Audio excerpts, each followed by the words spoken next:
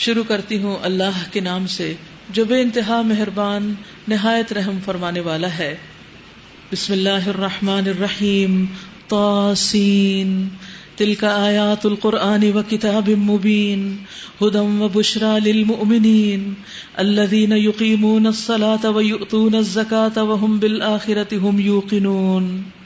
طاسین یہ آیات ہیں قرآن اور کتاب مبین کی، ہدایت اور بشارت ان ایمان لانے والوں کے لیے جو نماز قائم کرتے ہیں، جو زکوٰۃ دیتے ہیں، اور پھر وہ ایسے لوگ ہیں جو آخرت پر پورا یقین رکھتے ہیں، ان کے لیے یہ کتاب خوشخبری ہے. لیکن وہ لوگ ان الذین لا یؤمنون بالآخرۃ زینا لہم اعمالہم فہم یعمہون. حقیقت یہ ہے کہ جو لوگ آخرت کو نہیں مانتے ان کے لیے ہم نے ان کے کرتوتوں کو خوشنما بنا دیا ہے. وہ دنیا کی زندگی میں مگن ہے اور دنیا کے کام کر کر کے خوش ہو رہے ہیں جن کا آخرت میں کچھ بھی فائدہ ہونے والا نہیں. کیا اس کا مطلب یہ ہے کہ انسان اگر کچھ کھاتا پیتا ہے یا اپنے کام کاروبار یا مزدوری کرتا ہے یا کوئی جاب کرتا ہے تو اس کا آخرت میں کچھ فائدہ نہیں؟ فائدہ جب ہے جب یہ سب چیزیں حلال طریقے سے، جائز طریقے سے کی جائیں اور پوری محنت کے ساتھ کی جائیں اور آخرت کو سامنے رکھ کر کی جائیں کہ اللہ تعالیٰ مجھ سے پوچھے گا، اس لیے مجھے اپنی ذمہ داریوں کو ٹھیک سے نبھانا ہے. تو یہ سب کچھ بھی باعث اجر بن جاتا ہے. ان الذین لا یؤمنون بالآخرۃ زینا لہم اعمالہم فہم یعمہون اولئک الذین لہم سوء العذاب. اور جن کے اعمال خوشنما بنائے گئے تو اس لیے کیا ہے، وہ بھٹکتے پھرتے ہیں ادھر ادھر، ان کو صحیح راہ نہیں ملتی. اولئک الذین لہم سوء العذاب. ایسے لوگوں کا انجام کیا ہے؟ ان کے لیے بدترین عذاب ہے.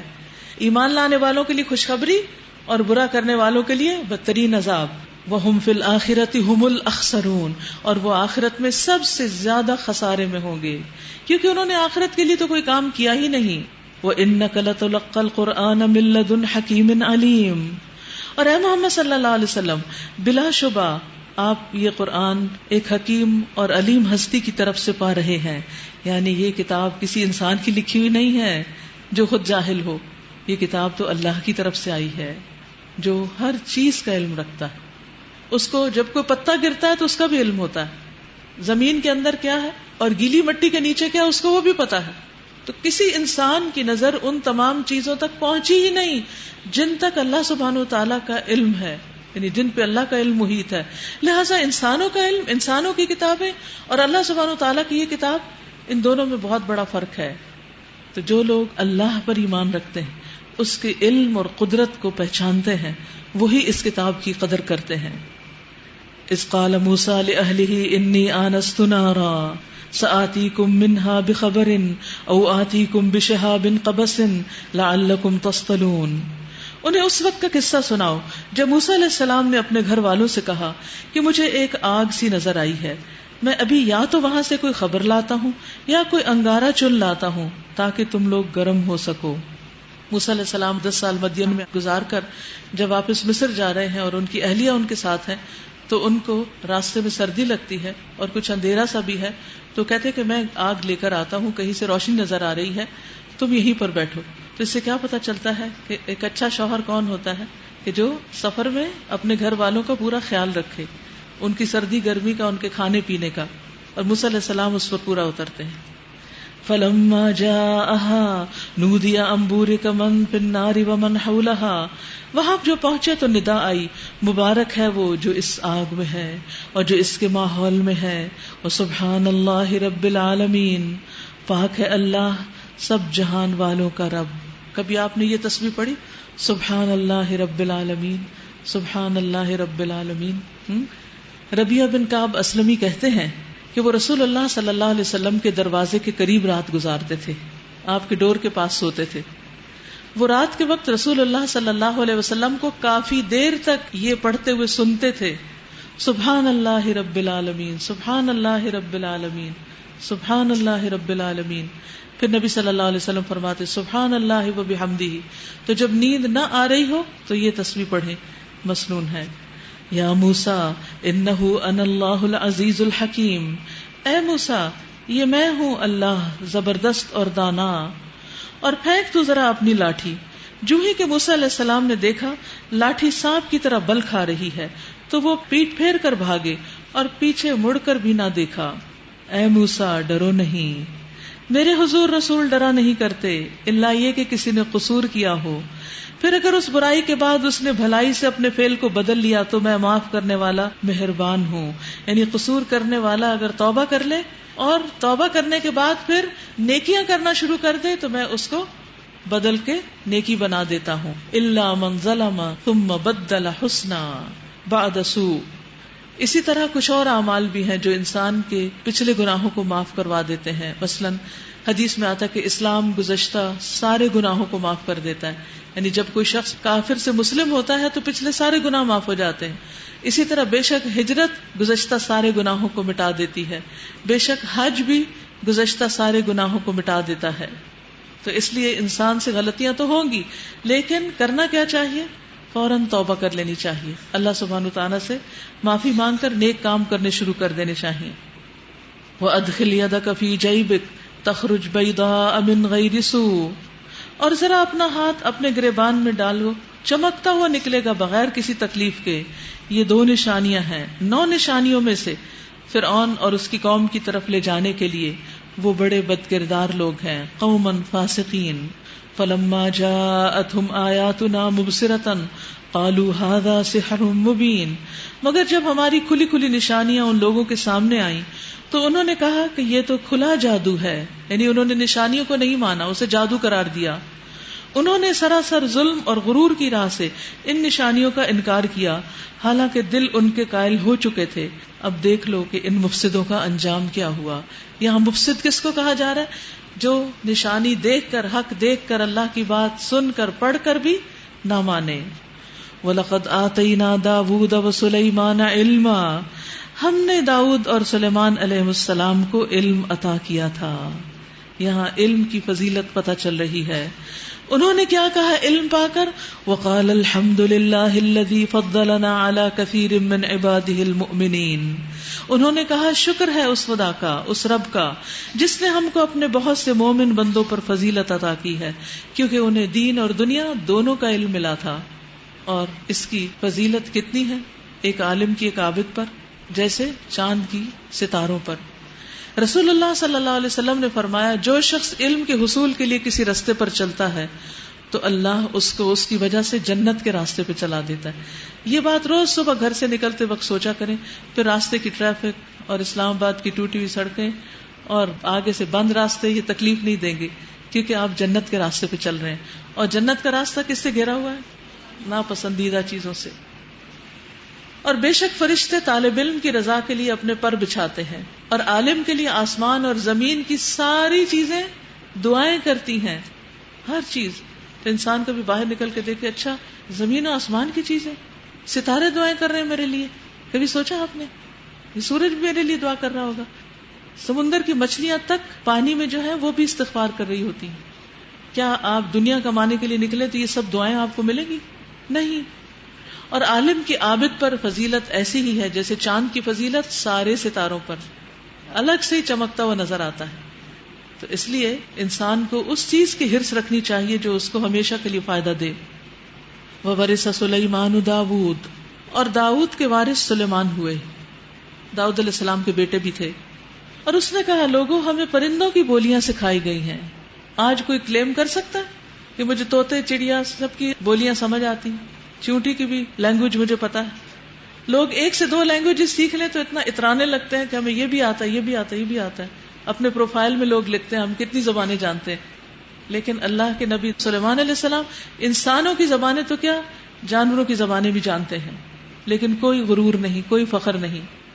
لوگوں ہمیں پرندوں کی بولیاں سکھائی گئیں اور ہمیں ہر طرح کی چیزیں دی گئی ہیں. بے شک یہ اللہ کا نمایاں فضل ہے. سلیمان علیہ السلام کے لیے جن اور انسانوں اور پرندوں کے لشکر جمع کیے گئے تھے. سبحان اللہ. جنوں کے لشکر، انسانوں کے لشکر، پرندوں کے لشکر. کتنی بڑی آرمی ہوگی ان کی، کتنی بڑی. فَهُمْ يُوزَعُونَ. اور سب ڈسپلن میں رکھے جاتے تھے. یہ نہیں کہ سب بھیڑ کٹھی کر لی. حَتَّى إِذَا أَتَوْا عَلَى وَادِ النَّمْلِ. ایک مرتبہ وہ ان کے ساتھ کوچ کر رہے تھے یہاں تک کہ جب یہ سب چیونٹیوں کی وادی میں پہنچے تو ایک چیونٹی نے کہا اے چیونٹیوں اپنے بلوں میں گھس جاؤ کہیں ایسا نہ ہو کہ سلیمان اور اس کے لشکر تمہیں کچل ڈالیں اور انہیں ذرا بھی خبر نہ ہو. اب دیکھیں چیونٹی سلیمان علیہ السلام کو پہچانتی ہے، تو وہ لوگ جو انکار کر رہے ہیں وہ تو چیونٹی سے بھی بدتر ہوئے پھر، کہ وہ نہیں جانتے سلیمان کو علیہ السلام. آپ کو معلوم ہے کہ نبی صلی اللہ علیہ وسلم کے ساتھ بھی کیا ہوا. جب مسجد نبوی میں آپ نے اپنا ممبر تبدیل کیا تو کھجور کا تنا جس پر پہلے آپ کھڑے ہوتے تھے وہ چھوڑ کر جب پراپر بنائے ہوئے ممبر کے اوپر آپ گئے تو اس نے رونا شروع کر دیا، اور وہ اس طرح رو رہا تھا جیسے کوئی بچہ سسکیاں لے کے رو رہا ہو، اور اس کی سسکیوں کی آواز پوری مسجد میں گونج رہی تھی. سب کو اللہ تعالیٰ نے سنا دی کہ مجھے کیوں چھوڑ دیا، اللہ کے پیغمبر میرے اوپر کھڑے ہو کر لوگوں کو تعلیم دیا کرتے تھے. تو یہ جو بے جان چیزیں ہیں نا جن کو ہم بے جان کہتے ہیں، یہ سب دیکھ رہی ہیں آنکھوں کے ساتھ ہمیں اور پہچانتی ہیں ہمیں، اور ان کے آس پاس جو کچھ ہم کام کرتے ہیں وہ بھی دیکھ لیتی ہیں، اور قیامت کے دن گواہیاں بھی دیں گی. جس زمین کے اوپر ہم 2 قدم رکھے ہوتے ہیں وہ ہمارے لیے گواہی دے گی، یا حق میں خلاف. اس وقت جس زمین پہ آپ بیٹھے یہ زمین بھی آپ کے لیے گواہی دے گی کہ اس شخص نے میرے اوپر بیٹھ کر کیا کام کیا، وہ آپ کو پہچان جائے گی. حجر اسود کو اللہ تعالیٰ آنکھیں دیں گے. تو جب انسان کی عقل ماری جاتی ہے اور وہ نہ پیغمبر کو پہچانتا ہے، نہ اپنے رب کو پہچانتا ہے، نہ اپنی کتاب جو اللہ نے اس کے لیے بھیجی اس کو پہچانتا ہے، تو پھر اس کا کیا مقام ہے؟ ایسے لوگ اولئک کالانعام بل ہم اضل، وہ مویشی جانوروں کی طرح، گائے بھینس بھیڑ بکری کی طرح، اس سے بھی بدتر ہیں. تو ہمیں اگر واقعی کوئی مقام حاصل کرنا ہے اللہ کی نظر میں تو اس کے لیے بہت ضروری ہے کہ ہم اپنے اندر عقل سمجھ بوجھ علم جتنا میکسیمم ہو سکے حاصل کریں اور اپنے اندر سمجھ بوجھ پیدا کریں. جاہل انسان کی کوئی وقت نہیں، کوئی قدر و قیمت نہیں. جاہل بن کے زندگی نہ گزاریے، اور جو سیکھ چکے ہیں صرف اس پہ راضی نہ ہو جائیے. ہمارے مختلف بہانے ہوتے ہیں، اب تو ہم بڑے ہو گئے ہیں، اب تو ہم جاب کر رہے ہیں، اب تو ہماری شادی ہو گئی ہے، اب تو ہمارے بچے ہو گئے ہیں، اب ہم کیسے سیکھیں کیسے پڑھیں. پڑھنے والے کسی چیز کو بھی خاطر میں نہیں لاتے، نہ شادی کو، نہ بچوں کو، اور نہ کسی اور چیز کو. وہ اپنا کام کیے چلے جاتے ہیں. کیونکہ جب ماں پڑھے گی، آپ پڑھیں گی، تو آپ کے بچے بھی آپ کو دیکھ کر کتاب اٹھائیں گے. اور اگر آپ کے ہاتھ میں موبائل ہوگا گیلیکسی نوٹ 3، پھر کیا ہوگا؟ بچہ کیا لے گا؟ وہ نوکیا پہ راضی ہوگا؟ نہیں ہوگا، وہ بھی وہی چاہے گا. اگر آپ گھر میں بیٹھ کر بچوں سے بات کرنے کے بجائے ٹیکسٹنگ کر رہے ہیں تو بچے کیا کریں گے؟ وہ بھی اٹھ کے جا کے ٹیکسٹنگ شروع کر دیں گے. اور اگر آپ کتاب پڑھیں گے، سیکھیں گے، سمجھیں گے تو آپ کے گھر کا ماحول بھی ویسا ہی ہو جائے گا. آج مسلمانوں پہ زوال کی سب سے بڑی وجہ ان کی اپنی جہالت ہے، دین اور دنیا دونوں میں. انہیں نہیں پتا جب کوئی مشکل آئے، مصیبت آئے تو انہیں کرنا کیا ہے، دنیاوی وسائل کیا اختیار کرنے، کیونکہ وہ تو ہاتھ میں ہی نہیں، اور اللہ کو کیسے پکارنا ہے وہ علم ہی نہیں. تو اس لیے علم کا راستہ اگرچہ مشکل راستہ ہے لیکن وہ جنت کا راستہ ہے. نبی صلی اللہ علیہ وسلم نے فرمایا، خبردار، بے شک دنیا اور اس کی تمام چیزیں ملعون ہیں سوائے اللہ کے ذکر کے اور اس کی معاون چیزوں کے یا عالم اور متعلم کے. باقی چیزوں میں خیر نہیں، وہ تو صرف ضرورت ہے. ہاں، سیکھنا سکھانا جو ہے یہ ایک نوبل چیز ہے، اس کے لیے انسان کو محنت کرنی چاہیے، کوشش کرنی چاہیے، اور ہم چھوٹی چھوٹی چیزوں کا بہانہ کر کے سیکھنے سے پیچھے نہ رہیں. تو سلیمان علیہ السلام کے لشکر جو تھے وہ پورے ڈسپلن میں ہوتے تھے. چیونٹیوں کی وادی کے پاس سے گزرے تو چیونٹیوں کی جو ملکہ تھی اس نے ان کو پہچان لیا اور فوراً آنے سے پہلے دور تھے ابھی، اور یہ بھی دیکھ لیا آ کیسے رہے ہیں، لشکروں کے ساتھ آ رہے ہیں. اللہ اکبر. چیونٹی کو ہم کیسے اڑا دیتے ہیں، ہٹا دیتے ہیں، مار دیتے ہیں، اور یہ نہیں پتا یہ چیونٹی دیکھ رہی ہمیں. کبھی ٹیبل پہ بیٹھ کے کام کرے نا، چیونٹی چل پھر رہی ہو تو کانشیس ہو جایا کرے، دیکھ رہی ہے ہمیں، کل یہی نہ اٹھ کے بولنا شروع کر دے. تو اس نے کیا کیا، چیونٹیوں کی ملکہ نے، اے چیونٹیوں اپنے بلوں میں گھس جاؤ، کہیں ایسا نہ ہو کہ سلیمان اور اس کے لشکر تمہیں کچل ڈالیں، تمہاری طرف رخ نہ کر لیں، تمہارے اوپر سے نہ گزر جائیں اور انہیں خبر بھی نہ ہو. یعنی کس طرح ان کو بینیفٹ آف ڈاؤٹ دے رہی. انہیں نہیں پتا چلے گا کیونکہ وہ تو تیزی میں آ رہے ہوں گے اور تم کچلی جاؤ گی. اپنا دفاع، اپنا بندوبست خود کر لو. سلیمان علیہ السلام اس کی بات پر مسکراتے ہوئے ہنس پڑے. یعنی ان کو چونٹی کی آواز بھی آ گئی، بات بھی سمجھ آ گئی کہ کیا بات کر رہی ہے، اور بولے، اے رب مجھے قابو میں رکھ، میں تیرے اس احسان کا شکر ادا کرتا رہوں جو تو نے مجھ پر اور میرے والدین پر کیا، اور ایسا عمل صالح کروں جو تجھے پسند آ جائے، اور اپنی رحمت سے مجھے اپنے صالح بندوں میں شامل کر لے. یہ دعا عین اس وقت انہوں نے کیوں مانگی؟ یا اللہ مجھے کنٹرول میں رکھنا، کیونکہ یہ ایک بہت بڑی عنایت اور نعمت تھی سلیمان علیہ السلام پر.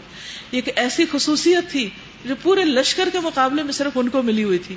صرف پورا لشکر کیا، پورے اس دور کے اور ہمیشہ کے انسانوں کے مقابلے میں صرف وہ واحد سنگل انسان ایسے تھے جن کو یہ صلاحیت بخشی گئی تھی، جن کو یہ علم دیا گیا تھا.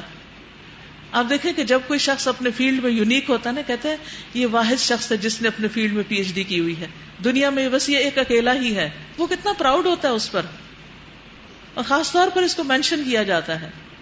تو سلیمان علیہ السلام سب میں سے ایک تھے، اور ان کے دل میں یہ خیال ہے کہ کہیں اس وجہ سے میرے اندر کوئی غرور نہ آ جائے، کہیں اس وجہ سے میں اپنے آپ کو کچھ سمجھنے نہ لگوں.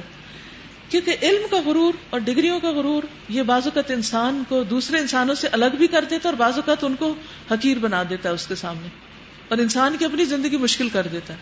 جب آپ سب لوگوں سے الگ تھلگ ہو کے رہتے ہیں تو اس میں کیا خیر ہے؟ اس کے مقابلے میں کم پڑھے لکھے لوگ جو آپس میں مل جل کر رہتے ہیں، بات چیت کرتے ہیں، ایک دوسرے کے ساتھ اٹھتے بیٹھتے ہیں، وہ زیادہ بہتر ہوتے ہیں.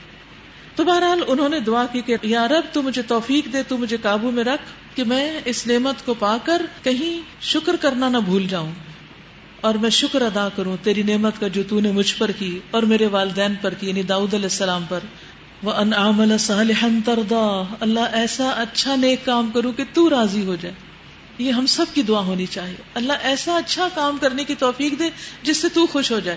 ہم ساری زندگی لوگوں کو خوش کرنے کے لیے اچھے اچھے کام کرتے رہتے ہیں، کبھی امی ابا کو خوش کر، کبھی شوہر کو خوش کر، کبھی دنیا کو خوش کر، کہ لوگ کسی طرح ہم سے راضی ہو جائیں، کسی طرح ہمیں سرٹیفکیٹ دے دیں، لیکن وہ ہو کر ہی نہیں دیتے. تو یہ ساری انرجی اصل میں اللہ نے دی تھی اپنے کو راضی کرنے کے، ہم نے بانٹ دی لوگوں میں، ان کو خوش کرنے میں لگا دی.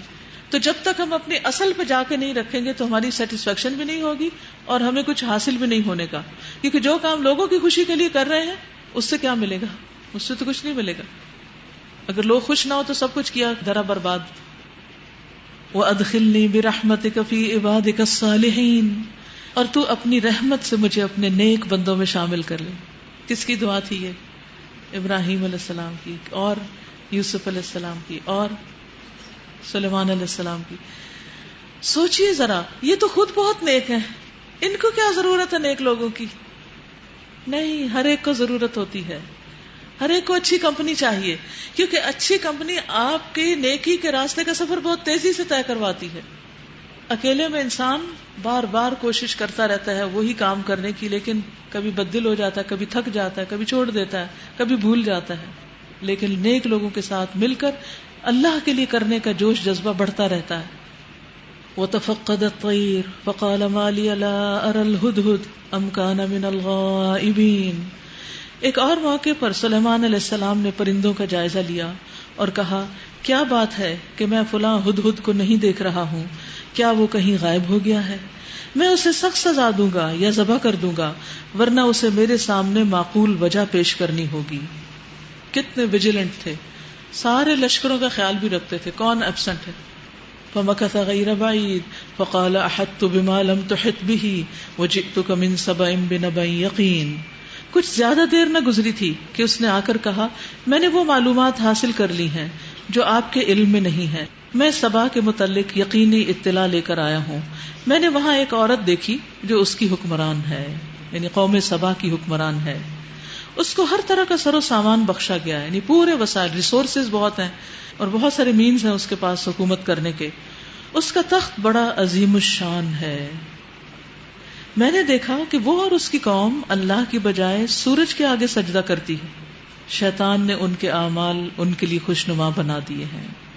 یعنی شرک جو ہے یہ شیطان نے انسانوں کے لیے بہت خوبصورت بنا کے پیش کیا ہوا ہے اور انہیں شاہراہ سے روک دیا، یعنی ہدایت کے راستے سے روک دیا ہے. اس وجہ سے وہ سیدھا راستہ نہیں پاتے کہ اس اللہ کو سجدہ کریں جو آسمانوں اور زمین کی پوشیدہ چیز نکالتا ہے، وہ سب کچھ جانتا ہے اللہ کے علم کی وجہ سے، جسے تم چھپاتے ہو اور جو تم ظاہر کرتے ہو. اللہ کے جس کے سوا کوئی مستحق عبادت نہیں، جو عرش عظیم کا مالک ہے.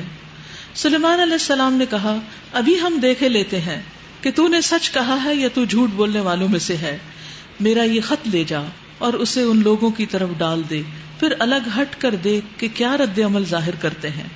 دیکھیے سلیمان علیہ السلام کے پاس جو ہی قوم کی خبر آئی، انہوں نے پہلا کام کیا سوچا کہ اسلام کی تبلیغ کریں اس کو.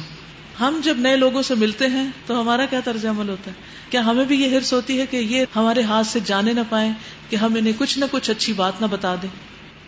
قالت یا ایھا الملأ انی القی الی کتاب کریم.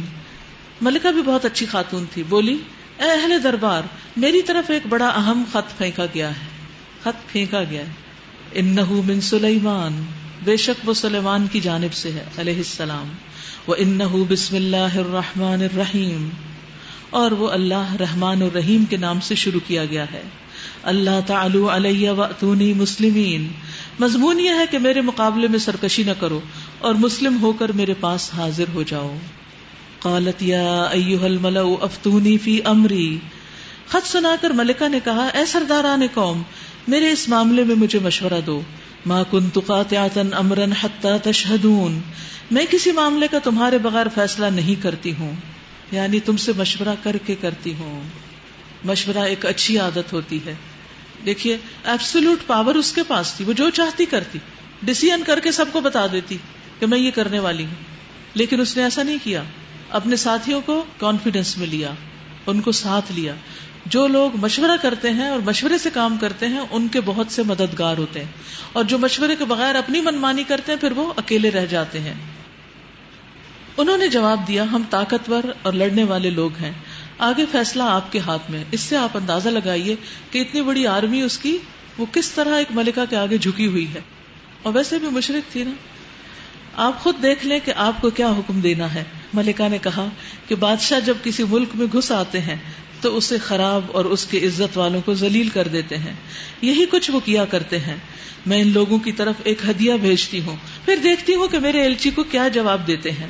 جب وہ ملکہ کا سفیر سلیمان علیہ السلام کے ہاں پہنچا تو سلیمان علیہ السلام نے کہا کیا تم لوگ مال سے میری مدد کرنا چاہتے ہو؟ جو کچھ اللہ نے مجھے دے رکھا ہے وہ اس سے بہت زیادہ ہے جو تمہیں دیا ہے. یعنی یہاں اظہار فخر اور غرور مراد نہیں ہے، مطلب یہ ہے کہ مجھے تمہارا مال نہیں چاہیے، میرے پاس بہت کچھ آلریڈی ہے. بس یہ ایسے ہی جیسے کوئی آپ کو کھانا پیش کرے، آپ نے کہا میں کھا چکا ہوں یا میں بہت کچھ کھا چکا ہوں، تو اس کا مطلب نہیں کوئی فخر کر رہا ہے، اس کا مطلب یہ کہ اس کو طلب نہیں ہے. تمہارا ہدیہ تمہیں کو مبارک رہے. اے سفیر واپس جا اپنے بھیجنے والوں کی طرف، ہم ان پر ایسے لشکر لے کر آئیں گے جن کا وہ مقابلہ نہ کر سکیں گے. ہم نے ان کو اسلام کی دعوت دی، انہوں نے قبول نہیں کی، اب ہم آرمی کے ساتھ آئیں گے اور ہم انہیں ایسی ذلت کے ساتھ وہاں سے نکالیں گے کہ وہ خوار ہو کر رہ جائیں گے. سلیمان علیہ السلام نے کہا اے اہل دربار، تم میں سے کون اس کا تخت میرے پاس لاتا ہے قبل اس کے کہ وہ لوگ مطیع ہو کر میرے پاس حاضر ہوں. یعنی اس سے پہلے ہی عرش اٹھا لاؤ. جنوں میں سے کبھی ہیکل نے عرض کیا میں اسے حاضر کر دوں گا قبل اس کے کہ آپ اپنی جگہ سے اٹھیں، میں اس کی طاقت رکھتا ہوں. یہ جن کا علم تھا اور جن کی طاقت تھی، اور یہ ایک ریالٹی ہے کہ جن ایسے کام کر لیتے ہیں، خاص طور پہ جب وہ کنٹرول میں ہو کسی ہیومن کے. اب دیکھیے کہ بیت المقدس سے یمن تک کا فاصلہ، جہاں قوم سبا تھی، جہاں یہ ملکہ تھی، تقریباً 1500 میل تھا. 2 وے 3000 میل کا فاصلہ بنتا ہے. اتنا فاصلہ جو ہے وہ اتنی دیر میں کوئی طے کر لے کہ بیٹھ کے کوئی اٹھے. لیکن آگے دیکھیے وہ کہتا ہے کہ میں اس کی طاقت رکھتا ہوں اور امانت دار ہوں. قال الذی عندہ علم من الکتاب، علم والے کی طاقت دیکھیے. یہ حضرت سلیمان کے دربار میں ایک اور شخص تھا جس کا یہ نہیں معلوم ہوتا کہ وہ جن تھا. اس کے پاس کوئی اپنی ہی ٹیکنالوجی ہوگی کہ جس کی بنا پر اس نے کہا میں آپ کی پلک جھپکنے کی دیر میں اس کو لا دیتا ہوں، آپ آنکھ نیچے سے اوپر کریں اور وہ آ جائے گا. سبحان اللہ. کیا آج کسی کے پاس ایسی کوئی کرامت یا کسی قسم کی کوئی طاقت ہے یا کوئی ٹیکنالوجی ہے کہ وہ اتنی تیزی کے ساتھ کچھ کام کر سکے کہ جو ہوا اور روشنی کی رفتار سے بھی زیادہ تیز رفتار ہو؟ جس شخص کے پاس کتاب کا ایک علم تھا وہ بولا میں آپ کی پلک جھپکنے سے پہلے اسے لائے دیتا ہوں. جو ہی کہ سلیمان علیہ السلام نے وہ تخت اپنے پاس رکھا ہوا دیکھا تو ہوا یہی، انہوں نے بس آنکھ کھولی تو تخت سامنے تھا. پکار اٹھے ھذا من فضل ربی، یہ میرے رب کا فضل ہے. لیبلونی ااشکر ام اکفر، تاکہ وہ مجھے آزمائے کہ میں شکر کرتا ہوں یا کافر نعمت بن جاتا ہوں. اور جو کوئی شکر کرتا ہے اس کا شکر اس کے اپنے ہی لیے مفید ہے، ورنہ کوئی ناشکری کرے تو میرا رب بے نیاز اور اپنی ذات میں آپ بزرگ ہے. قال نکروا لها عرشها، سلیمان علیہ السلام نے کہا انجان طریقے سے اس کا تخت اس کے سامنے رکھ دو، دیکھیں کیا وہ صحیح بات تک پہنچتی ہے یا ان لوگوں میں سے ہے جو راہ راست نہیں پاتے. یعنی ادھر سے وہ سارا لاؤ لشکر چل پڑا سلیمان علیہ السلام کی اطاعت کے لیے، اور ادھر سے لشکر کے آنے سے پہلے ہی تخت آ چکا تھا. تو انہوں نے کہا کہ اس کا تھوڑا سا نقشہ حال حلیہ بدلو، دیکھتے ہیں کہ اپنے تخت کو پہچانتی ہے کہ نہیں. یا ان لوگوں میں سے جو راہ راست نہیں پاتی ہے، صرف ٹیسٹ کر رہے تھے کہ عقل سمجھ کتنی ہے. کیونکہ جو ناسمجھ انسان ہوتا ہے نا، وہ صرف ظاہر کو دیکھتا ہے، اور جو سمجھدار ہوتا ہے وہ ظاہر سے آگے بھی دیکھتا ہے. تو ایک ہوتا ہے دور رس، دور بین، اور ایک ہوتا ہے ظاہر پرست. صرف جو موٹی موٹی چیز نظر آئی وہی دیکھی اور آگے اس کے نہ دیکھی. وہ انڈر لائن نہیں دیکھ سکتا، صرف موٹے موٹے لفظ پڑھ سکتا ہے. تو اب یہاں دیکھیے کہ ملکہ کی کیا صلاحیت تھی. فلما جاءت قیل اہکذا عرشکی، ملکہ جب حاضر ہوئی تو اس سے کہا گیا کیا تیرا تخت ایسا ہی ہے؟ وہ کہنے لگی یہ تو گویا وہی ہے. پہچان گئی، تبدیلی کے باوجود اپنا تخت پہچان گئی. اس سے کیا پتا لگتا ہے کہ کیسی سمجھ بوجھ تھی اس خاتون کی. عورت کی سمجھ بوجھ ہے جو ویسے ناقص العقل ہے، لیکن اگر عقل استعمال کرے تو اللہ سبحانہ وتعالیٰ نے اس کو بھی سمجھ دی ہے، اور اسے عقل استعمال کرنی چاہیے. ہر وقت چھوئی موئی نہیں بن کے رہا کرے، عقل استعمال کرے. تو ملکہ بلقیس کیا کہتی ہے کہ ہاں یہ تو وہی ہے، کأنہ ہوا وَأُوتِينَا الْعِلْمَ مِنْ قَبْلِهَا وَكُنَّا مُسْلِمِينَ. ہم تو پہلے ہی جان گئے تھے، ہم تو آپ کے خط سے ہی پہچان گئے تھے کہ آپ کیا چاہتے ہیں، اور ہم نے سر اطاعت جھکا دیا تھا، ہم تو مسلمان ہو گئے تھے. اس کو ایمان لانے سے کس چیز نے روک رکھا تھا؟ جس چیز نے روک رکھا تھا وہ ان معبودوں کی عبادت تھی جنہیں وہ اللہ کے سوا پوجتی تھی. وہ اس کے آگے دیوار بنے ہوئے تھے، حق تک نہیں پہنچنے دیتے تھے، کیونکہ وہ ایک کافر قوم سے تھی. اس سے کہا گیا کہ محل میں داخل ہو. اس نے جو دیکھا تو سمجھا کہ پانی کا حوض ہے، اور اترنے کے لیے اس نے اپنے پائنچے اٹھا لیے. سلیمان علیہ السلام نے کہا یہ شیشے کا چکنا فرش ہے. بس سلیمان علیہ السلام کے پورے محل اور اس کی ڈسکرپشن کے لیے قرآن نے اتنا ہی بتا دیا کہ شیشے کا ہے فرش. اس سے اندازہ کر لیں کہ پھر چھتیں کیا ہوں گی. اگر فرش شیشے کا ہے تو چھتیں اور دیواریں اور باقی سب کچھ کیسا ہوگا. اس پر وہ پکار اٹھی اے میرے رب، آج تک میں اپنے نفس پر بڑا ظلم کرتی رہی، اور اب میں نے سلیمان کے ساتھ اللہ رب العالمین کی اطاعت قبول کر لی. عورتیں جلدی بات مانتی. وَلَقَدْ أَرْسَلْنَا إِلَىٰ ثَمُودَ أَخَاهُمْ صَالِحًا أَنِ اعْبُدُوا اللَّهَ. اور سمود کی طرف ہم نے ان کے بھائی صالح کو یہ پیغام دے کر بھیجا کہ اللہ کی بندگی کرو. تو یکایک وہ دو متخاصم فریق بن گئے، آپس میں جھگڑنے والے. صالح علیہ السلام نے کہا اے میری قوم کے لوگوں، بھلائی سے پہلے برائی کے لیے کیوں جلدی مچاتے ہو؟ کیوں نہیں اللہ سے مغفرت طلب کرتے، شاید کہ تم پر رحم فرمایا جائے.